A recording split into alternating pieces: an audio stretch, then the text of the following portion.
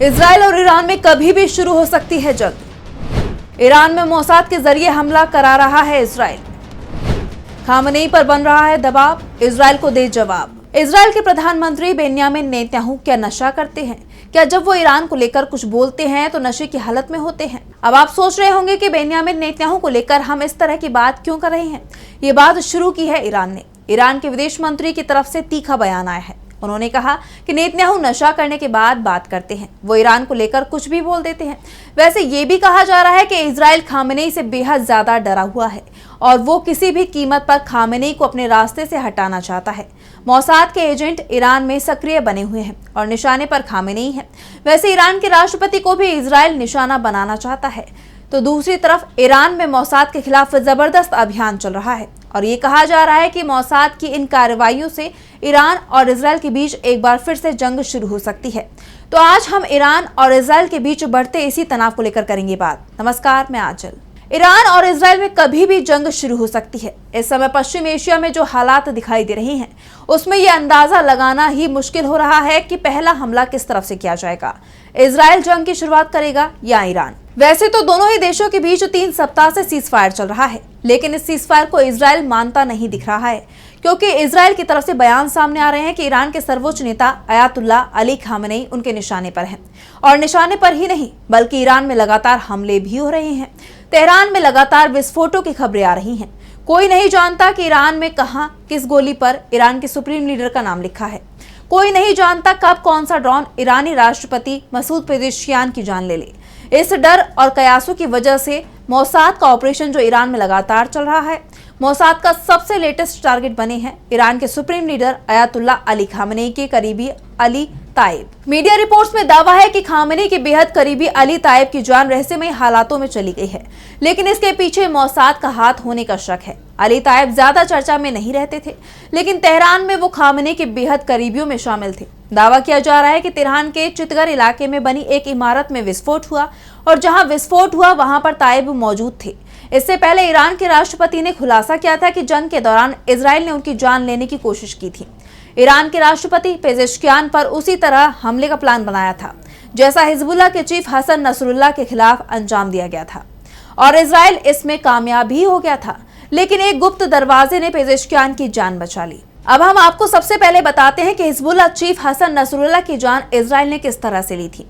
दरअसल गजा में हमास के साथ इजराइल की चल रही जंग में लेबनान समर्थित हिजबुल्लाह भी कूद गया और लेबनान से इजराइल के तमाम शहरों में रॉकेट की बारिश शुरू हो गई, जिसके बाद इजराइल ने हिजबुल्लाह पर पलटवार किया। 27 सितंबर 2024 को हिजबुल्लाह प्रमुख हसन नसरुल्लाह लेबनान की राजधानी बेरूत में एक ऊंची इमारत के बेसमेंट में मीटिंग कर रहे थे, तो इजराइल ने उस बिल्डिंग को निशाने पर ले लिया। इजराइल की मिसाइलों ने बिल्डिंग के एंट्री और एग्जिट गेट के सहित पूरी बिल्डिंग की पावर सप्लाई भी ठप कर दी। वेंटिलेशन सिस्टम को बर्बाद किया गया और अंदर फंसे लोग सांस भी नहीं ले पाए। ठीक इसी तरह से तेहरान हमले को अंजाम दिया गया। इसलिए इस पूरे ऑपरेशन को अब नसरुल्लाह प्लान नाम दिया जा रहा है। जब मिसाइलें बंकर के प्रवेश और निकास को तबाह कर चुकी थी, तब बंकर में मौजूद नेताओं ने एक पुराने अज्ञात आपातकालीन मार्ग के जरिए बाहर निकलकर जान बचाई। इजराइल को इस खुफिया रास्ते के बारे में पता नहीं था, वरना हमले में उस एग्जिट को भी टारगेट किया जाता और फिर बड़ी अनहोनी हो सकती थी। दरअसल 12-13 जून के इजराइल हमले में ईरान के मिलिट्री के कई शीर्ष कमांडरों की जान चली गई। वैसे ईरान कुछ ही देर में संभल गया और इजराइल पर पलटवार शुरू कर दिया था। जंग के बीच ईरान की रणनीति को लेकर ईरानी सर्वोच्च सुरक्षा परिषद की बैठक चल रही थी, जब इजराइल ने उस बिल्डिंग के एंट्री और एग्जिट गेट को निशाना बनाते हुए 6 मिसाइल दागे। मकसद था मीटिंग्स में मौजूद सभी लोगों को दफन कर दिया जाए, जिससे इजराइल के हमले पर पलटवार करने का आदेश ईरान की सेना को नहीं मिल सके। जैसे ही मिसाइल का हमला हुआ, ईरानी सुरक्षा एजेंसियों को खतरे का एहसास हो गया और उन्होंने मीटिंग में मौजूद राष्ट्रपति पेजेश्कियान समेत सभी लीडर्स को इमरजेंसी एग्जिट से बाहर निकाल दिया, इससे पहले कि इजराइल मिसाइलें बिल्डिंगों को ध्वस्त कर पाती। इमरजेंसी एग्जिट से राष्ट्रपति को निकालकर उनकी जान तो बचा ली गई, लेकिन इस दौरान उनके पैर जख्मी हो चुके थे। बाद में ईरान की तरफ से इजराइल पर जो हमला हुआ, उसने नेतन्याहू के साथ डोनाल्ड ट्रंप को भी चिंता में डाल दिया था, जिसके बाद इजराइल को घुटने टेकने पड़े और सीज फायर करना पड़ा। सीज फायर के बाद अब इजराइल एक बार फिर से जंग की तैयारी में जुट गया है। दूसरी तरफ जिस तरह से ईरान के अंदर मोसाद की कार्रवाई चल रही है, उससे ईरान के अंदर भी गुस्सा दिखाई दे रहा है। सरकार पर दबाव है कि वो इजराइल पर हमला करे। वैसे भी ईरान के लोग सीज फायर को लेकर खुश नहीं दिखाई दे रहे हैं। ईरान के लोगों का कहना है कि यहूदी देश का नाम मिटा देना चाहिए। अगर ईरान में मोसाद की कार्रवाई जारी रहती है तो ईरान पर यह दबाव और बढ़ जाएगा। ऐसे में इजराइल से पहले ईरान ही उस पर हमला कर सकता है। इस बीच नेतन्याहू के एक बयान को लेकर भी विवाद शुरू हो गया है। ये बात तो हम सभी जानते हैं कि ईरान और इजराइल के बीच जंग का सबसे बड़ा कारण था ईरान का परमाणु कार्यक्रम। इजराइल का कहना है कि ईरान को अमेरिका के साथ बातचीत करनी चाहिए और परमाणु कार्यक्रम को लेकर उसे अमेरिका से डील कर लेनी चाहिए। इसके साथ ही नेतन्याहू चाहते हैं कि ईरान के पास कोई भी ऐसी मिसाइल नहीं हो जिनकी रेंज 480 किलोमीटर से ज्यादा हो, क्योंकि 12 दिन की ईरान और इजराइल जंग में ईरान की मिसाइलों ने तबाही मचा दी थी। इजराइल की बिल्डिंगों को मलबे के ढेर में तब्दील कर दिया था। सीज फायर को 3 सप्ताह हो चुका है। अभी भी इजराइल के तमाम शहरों में मलबे के ढेर लगे हुए हैं। यहाँ तक कि तेल अवीव में भी ये नज़ारे देखे जा सकते हैं। इजराइल और ईरान का बॉर्डर नहीं मिलता है और ईरान के पास ऐसे फाइटर प्लेन भी नहीं है जो 1500 किलोमीटर दूर जाकर हमला कर सके। इसलिए उसने अपनी मिसाइलों से जवाब दिया था। इसलिए इजराइल चाहता है कि ईरान अपनी लंबी दूरी की सभी मिसाइलों को नष्ट कर दे, जिससे इजराइल सुरक्षित हो जाए। लेकिन नेतन्याहू के बयान पर ईरान के विदेश मंत्री की तीखी प्रतिक्रिया सामने आई है। ईरानी विदेश मंत्री अब्बास अरागची ने नेतन्याहू पर तीखा हमला बोलते हुए कहा कि क्या वो कोई नशा करके बात करते हैं। नेतन्याहू आखिर किस हैसियत से तेहरान को सलाह दे रही हैं। अरागची ने एक्स पर अपनी एक पोस्ट में कहा कि इजरायली प्रधानमंत्री को ईरान पर अपनी शर्तें थोपने का कोई अधिकार नहीं है।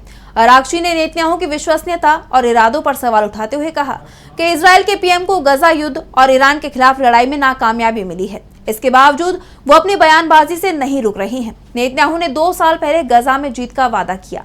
आज हकीकत यह है कि वो एक मुश्किल जंग में फंसे हैं। युद्ध अपराधों के लिए उनका गिरफ्तारी वारंट निकला है और गजा में 2 लाख नए हमास लड़ाके आ गए हैं।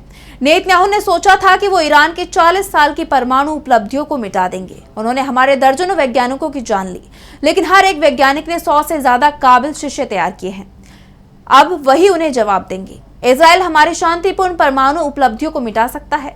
नतीजा यह है कि आज ईरान ज्यादा मजबूती से खड़ा है। अरागची ने आगे कहा कि ईरान में बुरी तरह नाकाम रहने और हमारी शक्तिशाली मिसाइलों से बचने के लिए नेतन्याहू को डैडी यानी अमेरिका के पास भागना पड़ा था। वही नेतन्याहू अब वो हमारी मिसाइलों पर शर्त लगा रही हैं। वो अमेरिका को भी बता रहे हैं कि ईरान के साथ बातचीत में क्या कहना चाहिए और क्या नहीं करना चाहिए।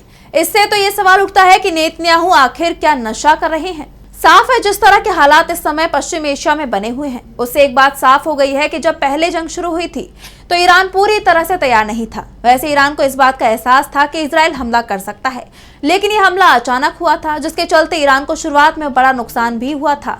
लेकिन इस बार ईरान पहले से ही सतर्क है, तो इजराइल बैकफुट पर दिखाई दे रहा है। तो फिलहाल के लिए हमारी स्पेशल रिपोर्ट में बस इतना ही। अगर वीडियो पसंद आया तो लाइक करें, साथ ही हमारे चैनल को सब्सक्राइब करें। नमस्कार।